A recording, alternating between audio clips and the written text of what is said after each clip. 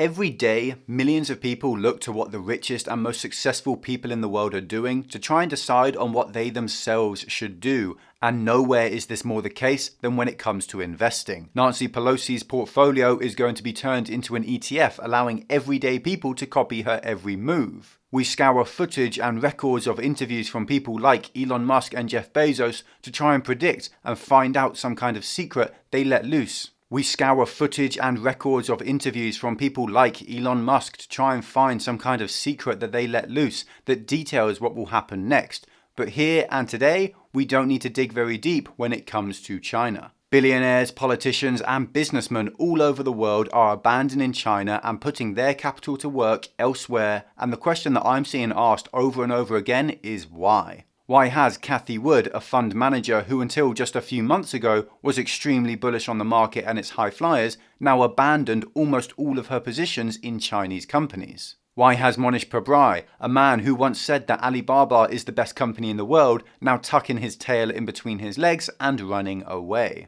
Why has the Federal Reserve explicitly cited the failing Chinese real estate sector as a potential trigger for a worldwide recession? Well, that's what I'm going to answer today. But first, make sure to leave a like and a comment to bless the YouTube algorithm. If you want more content like this, then check out our Patreon and join our community of investors. You get access to our Discord, loads of exclusive content like private live streams, extra videos, and buy and sell alerts for my own personal portfolio. So what's actually been happening recently, and why is this such a change of direction? Well, over the last 20 or so years, China has obviously become a powerhouse. It grew from somewhere mostly rural, with a lot of government control that stifled innovation and wealth creation, into a mostly capitalist state that allowed business to thrive and people to make themselves rich. Companies like Alibaba and Tencent are some of the biggest and most successful in the world, and they really developed their markets and built their operations over the last couple of decades at a time when Western investors were eager to give them the capital to do so.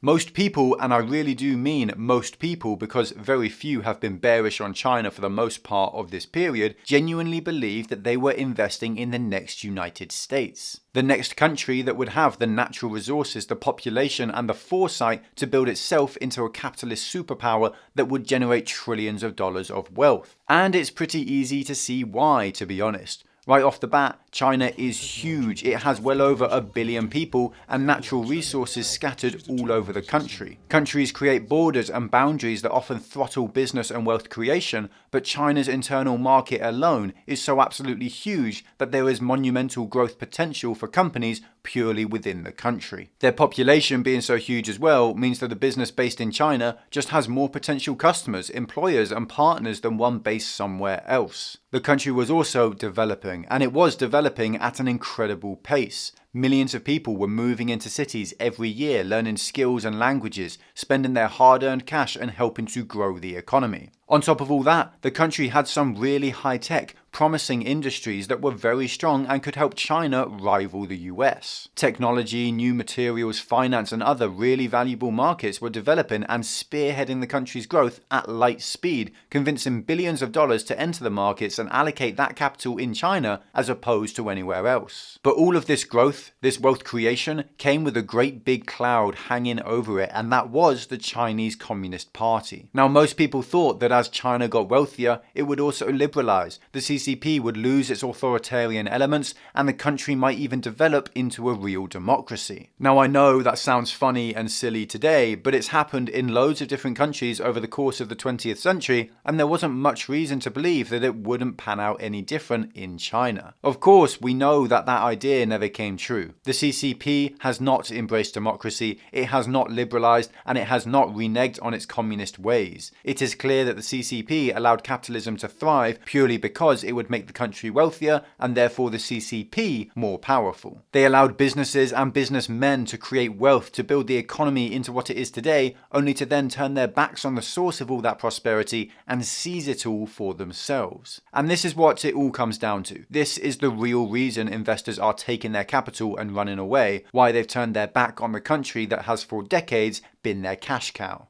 The CCP is becoming more authoritarian, not less. They are no longer letting these companies generate that wealth. They are no longer letting them innovate and grow. They are stifling their progress in order to preserve the power of the Communist Party, and investors are scared. But maybe you want to hear it from the horse's mouth, and if that's the case, well then thankfully Cathie Wood is here to help. Yes. You've been in, you've been out. And sometimes we're trying to understand. Yes. So how are we supposed to look at China right now and the clampdowns that we've seen in the government, certainly on different sectors that have just decimated those sectors in terms of the value of them? Yes. So what do you expect kind of to be your involvement? As we always do, we concentrated our portfolio towards our highest conviction names. China was moving away because almost every week and month there was a new regulatory move or crackdown. And so it was easy to do that. It was great because I'm always scrambling, looking for cash during a correction. Okay, where's the confidence lower? Where let's buy into some of these, our favorites here. Now, common prosperity. So what have we done? No China in our flagship. We do own some China in a few of our portfolios, the ones focused on autonomous technology and robotics. But we're very particular. Very low margin companies, because margin is clearly not appreciated by the government anymore. Common prosperity. Right. And very beneficial to tier 3, tier 4 cities. Common prosperity. So JD Logistics, JD.com, Pinduoduo. Does it stay this way, do you think, in China for a while? Well, I mean, it's hard to say, yes. But China is certainly a country when they make a decision, it's longer term. It's longer term planning. Right. And President Xi certainly seems to be on this mission. And I think he is very unsettled that the 3-child policy is not working. Yeah. And so there's a big social engineering, and by the way, this was all very forecastable, right? I mean, demographics, they knew 50 years ago what was going to happen. Right. So I think that's part of it, and there are the haves and the have-nots in China, like there is around the world.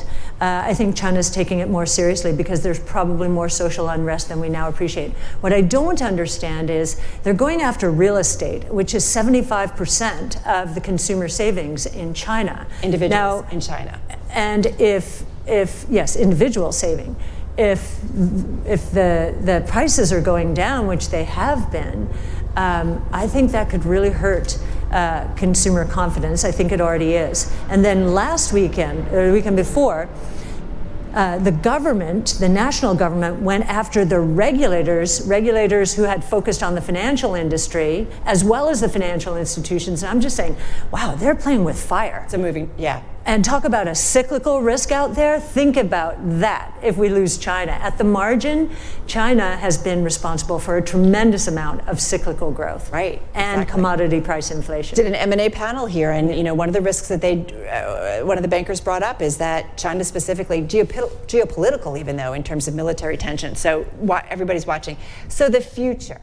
So for people who maybe don't know who Cathie Wood is, well, she's the woman you just listened to, and she runs a bunch of different ETFs, all of which focus on growing markets, new technology, and companies that have the potential to grow really fast. Over the last year, she started to build a position in a bunch of different Chinese companies that, according to the data and nothing else, were really appealing. We're talking Alibaba, Tencent, Baidu, and Neo. Companies that are growing at a crazy pace, generating loads of profit and creating huge amounts of wealth. Cathie went into these positions because she believed they would be allowed to thrive and that the CCP would welcome the positive effects these companies have on the economy and the country, but she was wrong. It's that simple. The CCP started to show their true colours. They started to attack these companies that Cathie had invested in and even outlawed profit in the entire education sector while banning foreigners from partaking in that sector as well. Needless to say, the share prices of these companies collapsed, and almost all of them are sitting well below their previous highs. Cathie woke up to the threat that the CCP poses and removed almost all of her funds from the country. She pulled her capital out, unfortunately, after she had already taken some huge losses. The entire Chinese market is already in a downturn, and it's directly due to the CCP's actions and investors' capital flight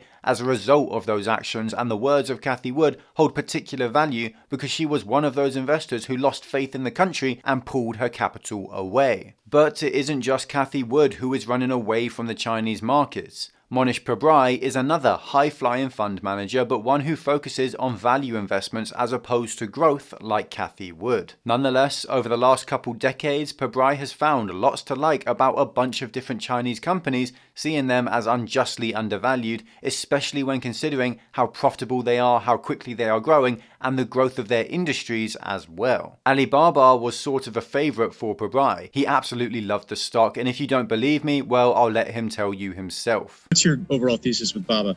Well, it's an incredible business. I mean, just if you look at Baba and Tencent and kind of where they're at, and the ecosystem and the moat and what they control, and all of that. Look at the tailwinds from China. I mean, there's a lot to me to like, even more than the large US tech. Pabrai loved the company. It was one of his biggest holdings and even one of his best performers. He firmly believed that it was one of the best companies in the world, that its moat was monstrous, which made it basically immune to competition, and that the technology behind it was world class. And this doesn't seem to have just been talk for him. Over the years, the CCP's relentless attacks on big businesses have been hurting Alibaba's share price. And just as you'd expect from a massive Baba bull, Pabrai was buying the dip consistently over the entirety of the last year. Every time the stock fell, he bought up because he believed the intrinsic value of the company was so much greater than the market price. But over the last couple of weeks, we found out that that is no longer the case. Pabrai has started selling Alibaba and has now gotten rid of almost 80% of the position he once held in the company. And why has he done this? Well, very simply, it's because his belief that the CCP would allow Alibaba to thrive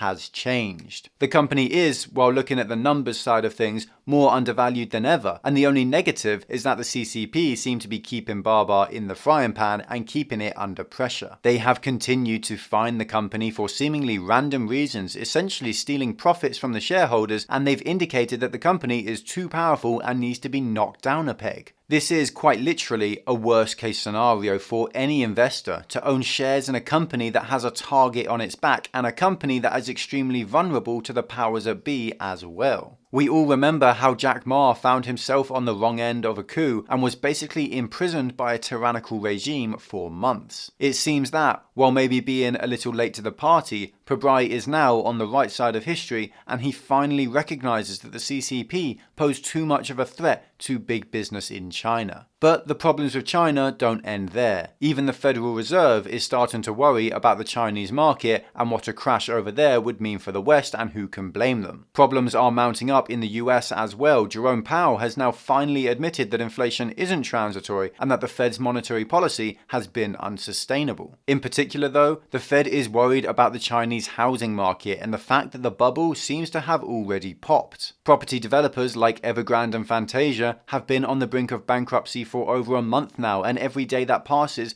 they are simply getting closer to completely collapsing. Their debt obligations are absolutely huge, and the industry as a whole has over $1 trillion in debt that it just can't pay. And at some point, each and every firm that holds this debt in the country will fall. Property prices have already started to fall as well, dropping 1% last month, which may not sound like a lot, but that is in just 1 month. And across the rest of the year and 2022 as well, we can expect that number to get far, far worse. And of course, the housing market tends to be influential in any country's economy, but in China, the scale of the housing market is on a whole nother level. Around 70% of Chinese citizens' household savings is in property. People don't invest in stocks there, they buy apartments. The industry also employs tens of millions of people directly and hundreds of millions indirectly, and this property market collapse could result in a huge recession across China. The Fed's fear here is that this collapse and the subsequent fear that it will cause could then cause a crash in the US and the rest of the world. And the mere fact that the Fed is actually reporting on this, that they're actually coming out and saying this, means that it really is serious. In short, the Chinese economy is nowhere near as stable as some people seem to think, and it is actually sitting on a knife edge as we speak. Ultimately, that's why fund managers, investors and businessmen alike are leaving the market, and that's just the simple truth. The CCP over the last year especially has destroyed its own master, forced its economy, its wealth and the source of almost all of its power down a path that will only lead to its own destruction, and the big money, the smart money, sees this as well. If you enjoyed this video, then make sure to leave a like and a comment to bless the YouTube algorithm. If you want more content like this, then check out our Patreon and join our community of investors. You get access to our Discord, loads of exclusive content like private live streams, extra videos, and buy and sell alerts from my own personal portfolio. There's a link in the description to masterworks.io, a site that allows you to buy fractional shares of art from world famous artists like Banksy, which can be a great way to diversify your portfolio with non-market correlated assets. There's also a link in the description to BLOCKFI, which will give you up to $250 in free Bitcoin when you use it. You can also get up to 9% interest on stablecoins like USDC, which is a far higher rate than you'll get from any savings account these days. Thank you all for the support. Thanks for watching. Stay stoic. Until next time.